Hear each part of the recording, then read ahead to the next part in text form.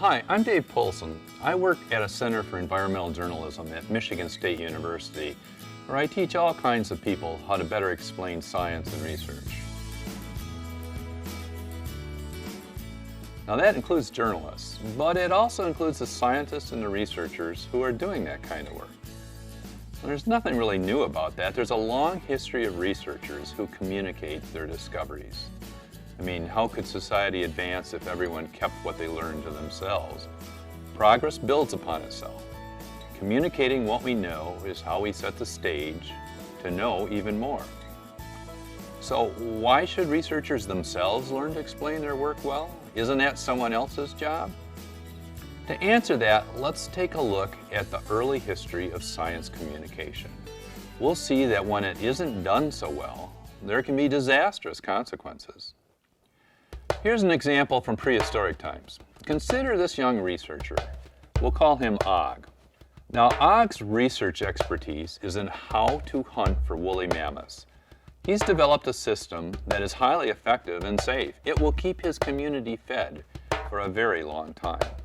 Unfortunately, Og is terrible at communicating his discovery. And in fact, he's so boring that he puts his buddies asleep when he tells them about it. This makes Og angry. But more importantly, it makes his buddies, well, it makes them dead. Nowadays, the consequences of poorly communicated science may not be so immediately dire. But they certainly can be deadly. If people are unable to adequately explain the causes and the solutions for a host of global threats, others may indeed die. And beyond these deadly ones, there are other reasons that researchers should clearly explain their discoveries. They are reasons closely rooted in the success of their careers. One reason is to have impact. Increasingly, I've found that while young scientists understand the importance of publishing in peer-reviewed journals, it's just not enough. Impact doesn't come from publishing in journals read by very few people and understood by even fewer. Science has an impact when it is clearly understood by people who make decisions, and when it is understood by the people who support those decisions and who suffer the consequences if those decisions are wrong. Researchers increasingly want to reach such people directly to have a real impact on public policy. They want to communicate their science. Another reason is, well, guilt. I often tell young journalists that one way to get a researcher to talk is to ask them who supports their research. If it's publicly funded research, you can point out that it's taxpayers who pay for all that research. Shouldn't those taxpayers get some kind of return on their investment? Don't you owe them an explanation of how you are spending their money?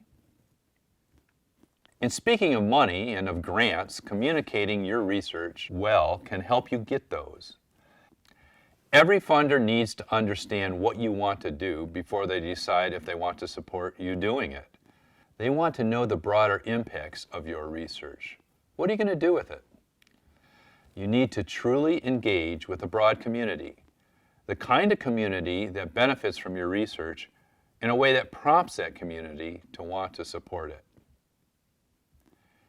Perhaps the most important reason for you to understand how to better explain your research is that you bring instant credibility. Take a look at this guy.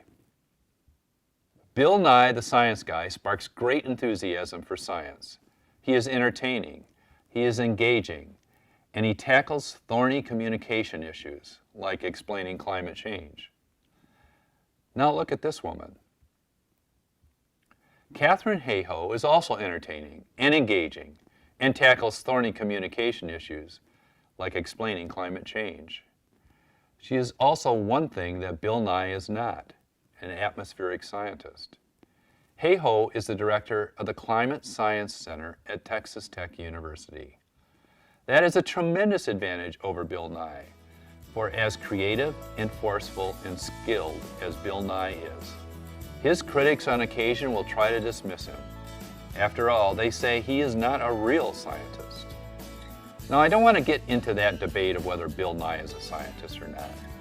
But people like Hayhoe are also creative and skilled communicators and scientists. They cannot be so easily dismissed.